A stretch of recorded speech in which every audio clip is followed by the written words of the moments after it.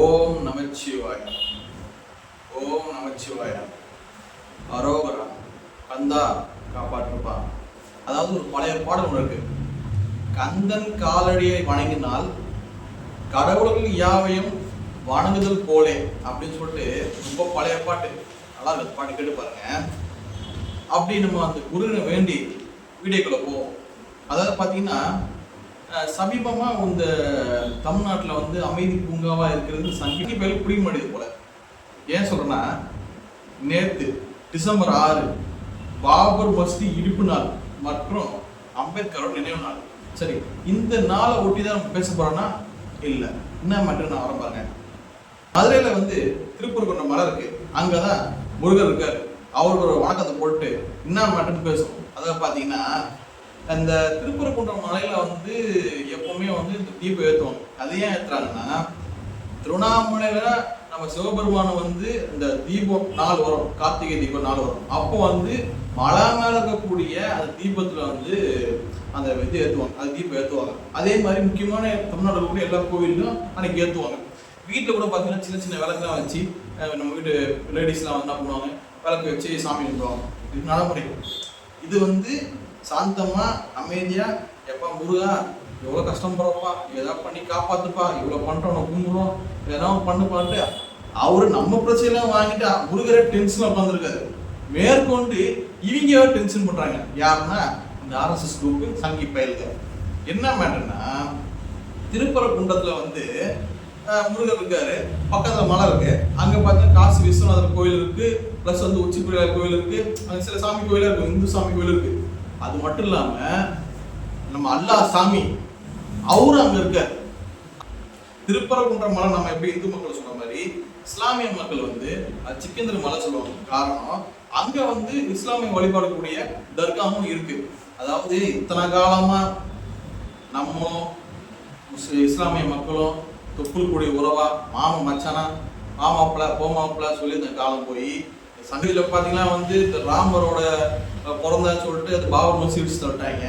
அது பத்தாதுன்னு அதை வச்சு அங்கே ஆட்சி பிடிச்சாங்க. அந்த நார்த் இந்தியாவே வந்து சங்கி மயமாக்கிட்டாங்க. இது பத்தாதுன்னு தமிழ்நாடு, கேரளா, இந்த ஆந்திரா, கர்நாடகா கொஞ்சம் வந்து நம்ம ஒட்டாம இருக்காங்க. இவங்களே எதாவது கிளப்பி விடுவோம்னு சொல்லிட்டு கொஞ்ச நாள் முன்னாடி என்ன பண்ணாங்கன்னா, திருப்பதியில் வந்து லட்டுல வந்து மாட்டோட கொழுப்பை கலந்துட்டானுங்க அப்படின்னு கலப்பி விட்டானுங்க. அதுக்கப்புறம் அது என்ன ஆச்சுன்னு தெரியல. அது அப்படியே அந்த நேரத்தில் எலெக்ஷன் டைம்ல அதை பேசி அதை ஓட்டு வாங்கி அது வந்து சந்திரபாபு நாயுடு ஆட்சிக்கு வந்தாரு. பவன் கல்யாண் பவர் ஸ்டார் அவர் ஆட்சிக்கு வந்து அவங்க மூலியமா வந்து இப்போ பிஜேபி வந்து முட்டு கொடுத்து இப்போ பிஜேபி வந்து அங்கே நிற்குது. நம்ம இருக்கிறதுக்குள்ள மொத்த தமிழ்நாடு, இந்தியா எல்லாத்தையும் சங்கிமயமா ஆக்கி அப்படி உருட்டி வச்சுன்னு என்ன பண்றானுங்க, இப்போ தமிழ்நாட்டுக்கு வந்துடுறாங்க.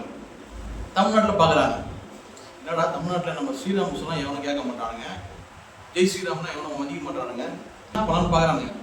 சரி, அருணாச்சல கோயில் அண்ணாமலையார் அப்படின்னு சொல்லி பார்ப்போம்னா ஒன்றும் எடுப்படாது. சரி, நம்ம ஆளுங்க தமிழ் ஆளுங்க முருகர் மேலே லைட்டாக தனி பாசம் வச்சுருக்காங்க. முருகரை வச்சு எதாவது பண்ணலாம்னு ரொம்ப காலமாகவே வேலை வச்சு யாத்திரை பண்ணானுங்க. அரோவரால சொல்லி சங்கி பயலுங்க. ஜனநாயக இந்துக்கள் கிடையாது, சங்கி இந்துக்கள்லாம் பண்றானுங்க. அவனுக்கு வந்து சனாதனவாதிகள்லாம் பண்ணானுங்க. வேலை வச்சு ஏதோ ப்ராப்ளம் பண்ண முடியுமான்ட்டு அவங்க ஒரு சைட் போனானுங்க. ஆனால் தமிழ்நாடு மக்கள் மதிக்கவும் இல்லை, ஒன்றும் வேலைக்கே ஆகல. சரி, என்ன பண்ணலான்னு பார்க்கும்போது திருப்பரங்குன்ற மலை மேலே வந்து சிக்கன துர்கா இருக்குப்பா, அதை வந்து நம்ம என்ன பண்ணுவோம், நம்ம அங்கே போய் தீபம் ஏற்றுவோம் அப்படின்னு பண்ணாங்க. ஏங்க அவங்க தீபம் தான் ஆல்ரெடி ஏற்றிருக்காங்களே, உச்சிப்பிள்ளை கூட தான் தீபம் ஏற்றின்னு இருக்காங்களே, நம்ம என்ன போய் தீபம் ஏற்றுவோம். இல்லை மேலே வந்து ஒரு குங்குமம் நெட்டு வச்சுக்கிறானுங்க. அது வந்து தூண் தீபம், தீபத்தூண் அப்படின்னு சொல்லி நம்ம அங்கே போய் ஏற்றுவோம் அப்படின்ட்டு. என்ன சொல்றீங்க, எப்படி பண்ண முடியுங்க?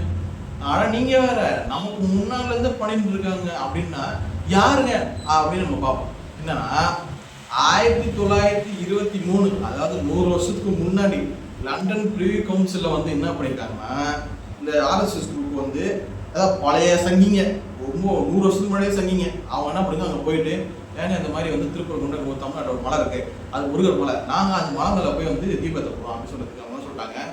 யோ, ஏன் நீங்கள் வந்து தீபத்தை போடுறீங்க, இதுவரை நீங்கள் வரலாற்றுல தீபம் அங்கே இருந்திருக்கு, நீங்கள் ஏற்றிருக்கீங்க, வரலாற்று ஆவணம் கொடுங்க என்கிட்ட இருக்கானுங்க. இவங்கிட்ட இல்லை நம்ம 6ஆம் நூற்றாண்டுல நாங்கள் ஏற்றணும், அதுக்கப்புறம் நடுவில் விட்டு போச்சு அப்படின்னா ஏற்றிருப்பில்லையா. இப்போ கல்வெட்டு எதுக்குள்ள, அந்த கோயில் கல்வெட்டு இருக்குல்ல சொல்கிறேன், அது நேரத்தில் என்ன ஆயிடுச்சுன்னா 1923 லண்டன் ப்ரிவி கவுன்சில் என்ன பண்ணிட்டாங்கன்னா, இல்லை இப்போ அந்த இடம் வந்து பார்த்தீங்கன்னா அங்கே தீபத்தூண்லாம் எதுவும் ஏற்றக்கூடாது, விளக்கெல்லாம் எதுவும் ஏற்றக்கூடாதுங்க, அங்கே சிக்கந்த தர்கா இருக்கு, அங்கே எதுவும் டிஸ்டர்ப் பண்ணாதீங்க, தேவையில்லாத பிரச்சனையாயிடும், மதக்கலை ஏற்படுறதுக்கு முயற்சி பண்ணுறீங்க தப்புன்ட்டு அப்போ ப்ரிவி கவுன்சில் பண்ணிட்டாங்க. அது வேணாம் தடை பண்ணிட்டாங்க. சரி, ஜஸ்டிஸ் வேணுகோபால் மதிப்புரிய ஐயா அவர் என்ன பண்ணியிருக்காருன்னா, இதே மாதிரி மேட்டரை வந்து இந்த கோர்ட்டில் எடுத்துகிட்டு போயிட்டு இந்த மாதிரிங்க, இந்த மாதிரி மலை திருப்பரங்குன்ற மலை முருகன் மலைங்க, நாங்கள் தீபம் ஏற்ற போகிறோங்க மலை மேலே, எங்களுக்கு பர்மிஷன் கொடுத்துருக்காங்க. சரிங்க, பர்மிஷன் கொடுக்குறேன், அதே மாதிரி நீங்கள் எவிடன்ஸ் கொடுங்க. ஏற்கனவே 1923 லண்டன் ப்ரிவி கவுன்சிலே வந்து இந்த மாதிரி வந்து நீங்கள் கொடுத்துருக்கீங்க, பெட்டிஷன் போட்டிருக்கீங்க, அப்போ வந்து விசாரணை நடந்திருக்கு, அந்த விசாரணையில் நீங்கள் எவிடன்ஸ் கொடுக்கவே இல்லை. இத்தனை வருஷம் கழிச்சு நீங்கள் திருப்பி வந்திருக்கீங்க, இப்பயாவது கொடுங்க அப்படிங்கிறது அப்பவும் கொடுக்கவே இல்லை. ஜஸ்டிஸ் வேணுகோபால் என்ன பண்ணாரு, அதை வந்து தள்ளுபடி பண்ணிட்டாரு. சரி, அடுத்து ஒரு 2-3 வருஷம் கழிச்சு பார்த்தீங்கன்னா திருப்பியும் வந்து 2 நீதிபதி, ஒருத்தர்ல 2 பேர் சேர்ந்து ஒரு விஷயத்துக்கு வந்து உட்கார்ந்து அந்த பிரச்சனைக்கு சொல்றாங்க. என்ன, திருப்பரங்குன்ற மலைக்கும் அந்த தர்காவுக்கும் மேல வந்து தீபம் ஏற்றி தான் ஆவன்றான் பார்த்தீங்களா, அவங்கிட்ட வந்து திருப்பி அவன் என்ன பண்ணாதான் 2-3 வருஷம் கழிச்சு வந்திருக்கான். அப்ப 2 நீதிபதி, அது யாருன்னா ஜஸ்டிஸ் கல்யாண சுந்தரம் அப்புறம் ஜஸ்டிஸ் பவானி, இவங்க 2 பேரும் உட்காந்துருக்காங்க.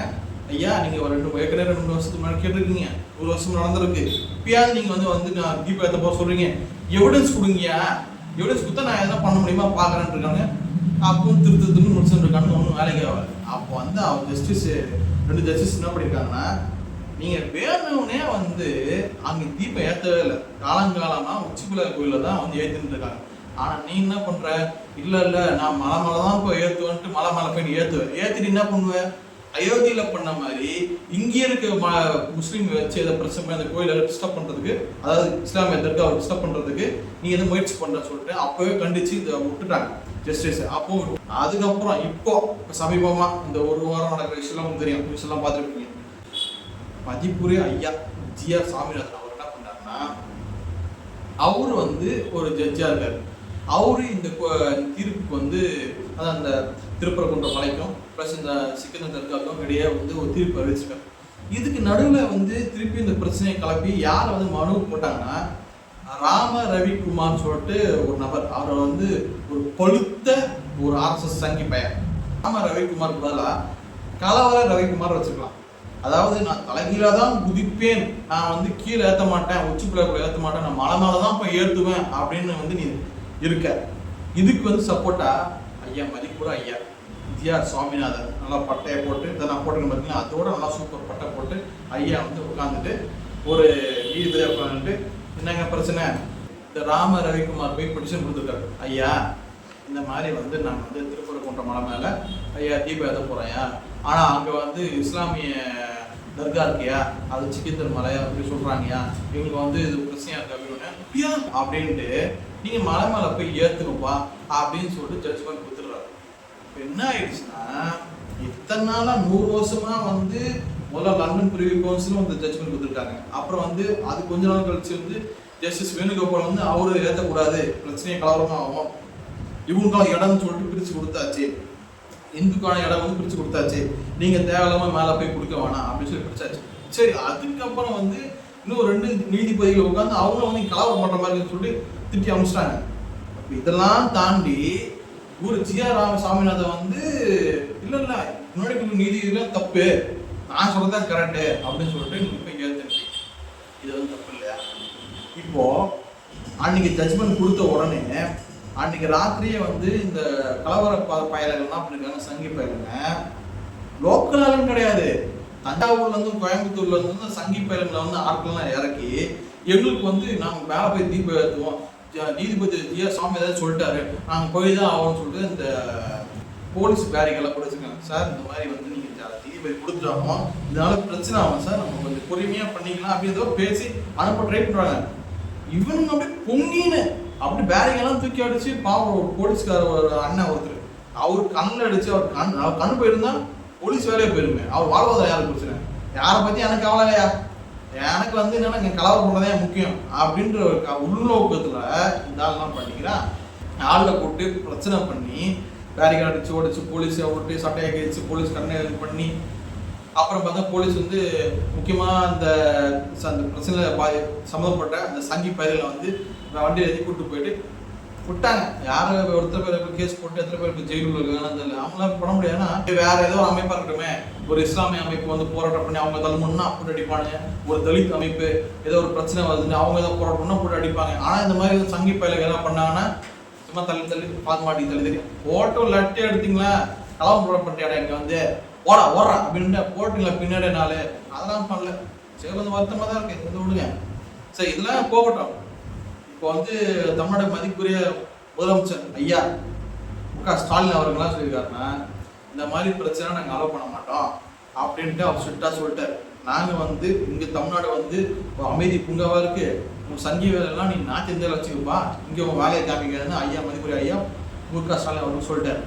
இதுக்கப்புறம் மதிப்புரிய ஐயா திருமாவளவன் அவர் என்ன சொல்லியிருக்காருன்னா இத்தனை நாளாக வந்து இத்தனை ஜட்ஜ்மெண்ட் கொடுத்துருக்காங்க, அதெல்லாம் வந்து எந்த பிரச்சனை ஏற்படுத்தல, ஜியா சாமிநாதன் வந்து கொடுத்த ஜட்ஜ்மெண்ட் தப்பு அப்படின்னு சொல்லி அவரை இம்பீச்மெண்ட் பண்ணணும், அதாவது அவர் பதவியில இருந்து தூக்கி எரியப்படணும் யாரு ஜியா சாமிநாதன் சொல்லிட்டு மதிப்புரிய ஐயா திருமாவளவன் சொல்லியிருக்காரு.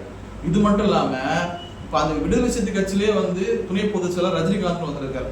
அவரு என்ன பண்ணிருக்காருன்னா நேற்று ஒரு பொதுக்கூட்டத்துல நீ தீபத்தூண் இருக்கவதானே நீ இதெல்லாம் சொல்ற, தீபத்தூணி வந்து வெளியே போடு அப்படின்றாரு. என்னங்க தீபத்துணி போடணுமா அப்படின்னா அது முதல்ல தீபத்துணே கிடையாது. என்ன சொல்ல பாருங்க, பயந்தாதீங்க. என்ன மாட்டேன்னா ஆர்கியாலஜி டிபார்ட்மெண்ட் முதல்ல இருக்காங்க, அவங்க என்ன சொல்றாங்கன்னா சார் இது இத்தனை வருஷமா வந்து இந்த கோயில்ல உச்சிப்பிள்ளையார் கோயில தான் வந்து தீபம் ஏற்றிருக்காங்க, மலை மேல இருக்கிற கோயிலெல்லாம் வந்து எந்த ஒரு தூணும் கிடையாது ஒன்றும் கிடையாது, எவனும் ஏற்றவும் இல்லை காலகாலமா, இது வந்து நாயக்கர் கல்வெட்டுல இருக்குங்க அப்படின்னு சொல்லி ஆர்கியாலஜி டிபார்ட்மெண்ட் முடிச்சிட்டாங்க. சரிங்க, அங்க தூண்மா இருக்கு, அது என்ன தூணுங்க அப்படின்னா அது ஜியோகிராபிக்கல் டிபார்ட்மெண்ட் வந்து இப்போ நிலம் இருக்குன்னு வச்சுக்கோங்களேன், இங்க இருந்து 1 கிலோமீட்டர் 2 கிலோமீட்டர் வந்து ஒரு அளவு மாதிரி வைப்பாங்க, ஒரு தூண் மாதிரி வைப்பாங்க பாத்தீங்களா. அட பைபாஸ்ல போறா வச்சுக்கோங்களேன், இப்போ 99 கிலோமீட்டர்ல வந்து திருச்செந்தூர், 99 கிலோமீட்டர் பாத்தீங்கன்னா வந்து மதுரை அப்படின்ற மாதிரி ஒரு அளவு போட்டுருப்பாங்க. அந்த மாதிரி மலை மேல ஒரு தூண் வச்சிருக்கானுங்க, அந்த தூணை போய் இவனுங்க வந்து சங்கி பயலுக்கு தீப தூணுட்டானுங்க பாவீங்களா. அது வந்து அங்க இருக்க ஜனங்களே அதிர்ச்சிட்டாங்க, ஒரு தீபத்தூண் இல்லையா, இது வந்து ஆர்கியாலஜி டிபார்ட்மெண்ட் சொல்லிட்டாங்க, இது வந்து தீபத்தூண் கிடையாது ஜியோகிராபிக்கல் டிபார்ட்மெண்ட் சொல்லிட்டாங்க, இது வந்து நாங்க இது வந்து அளவுக்காக வச்சிருக்கோம், இங்க இருந்து இன்னொரு மலையில அங்க வச்சிருக்கோம் தூணு, இந்த மாதிரி ஒரு தூணுக்காக போட்டீங்கன்னா அப்ப என்னங்க பண்றது, எல்லாத்தையும் தீபம் ஏற்றிட்டு இருப்பீங்களா அப்படின்னு சொல்லிட்டு மக்கள் வந்து கலாச்சிட்டு இருக்காங்க. ஆர்எஸ்எஸ் காரங்க, சங்கி பெயர்கள், பிஜேபி காரங்க இந்த இந்து முன்னணி அமைப்புல பார்த்து. அதாவது தமிழ்நாட்டுல எங்களை மாதிரி ஜனநாயக இந்துக்கள் நாம எப்போதுமே இஸ்லாமியர்களை விட்டு கொடுக்கவே மாட்டோம். ஏன்னா எங்களுக்கு அவன் முக்கியம். ஆர்எஸ்எஸ் காரன் நீ இதுவரை என்ன பண்ண, நீ ஒன்றும் பண்ணலையே, கோயில் வந்துச்சு, வெள்ளம் வந்துச்சு, அவன் தான் முதல்ல இறங்கி வந்து வாமச்சான் நீ உனக்கு என்ன பிரச்சனை, வீட்டில் வந்து தண்ணி ஊத்துச்சா, வா நீ வெளியே வா, நான் ஒரு வீட்டை கிளீன் பண்றேன். அவன் இறங்கி வந்து சாக்கடை விட்டு அடிச்சு கிளீன் பண்ணி வீட்டை கிளீன் பண்ணி கொடுத்தான், ரோட்டை கிளீன் பண்ணி கொடுத்தான், எல்லாம் மரம் வந்துருச்சா உடனே என்ன பண்ணணும் செஞ்சு கொடுத்தான், ஆம்புலன்ஸா பண்ணி கொடுத்தான். இந்த ஜல்லிக்கட்டுல மக்கள் வந்து எத்தனை பேர் மக்கள் போயிட்டு வந்துங்கிறாங்க, இப்போ அவங்க தண்ணினா என்னங்க போவாங்க, அவங்க எதாவது சாப்பாடுனாங்க போவாங்க, எல்லாம் களத்துல இறங்கி இஸ்லாமிய அமைப்புக்கு என்ன பண்ணுச்சு. ஆர்எஸ்எஸ் காரன் நீ எங்க போன, எங்கேயா போன, எங்க கலவரம் பண்ண திங்க் பண்ணீங்க ரூம் போல உட்காந்து, இதுதான் நீங்க வேலை. சரி இதெல்லாம் கூட விடுங்க, இந்த இஸ்லாமிய அமைப்புகள் வந்து அவங்க வந்து அடிக்கி ஒடிக்கிறதே வந்து இந்த சங்கி பயிரோட வேலை வச்சிருக்கல. இந்த மேட்டர்ல ஒரு 3 பேர் மறந்தோம். யார் தெரியுமா? ஒண்ணு ஐயா மதிப்புரை ஐயா எடப்பாடி அவர்கள், இன்னொன்னு செந்தமிழன் சீமான் ஐயா அவரையும் மறந்தோம். அப்புறம் வந்து புதுசா முளைச்ச காலம் தலைவர் அவரு யாரு, விஜய் அவர்கள். எதுக்கு இவங்க 3 பேர் நான் சொல்றேன்னா, உனக்கு இப்போ வந்து இது ஒரு வாக்கு அரசியலை தாண்டி மக்களோட பிரச்சனை வச்சுக்கோங்களேன்.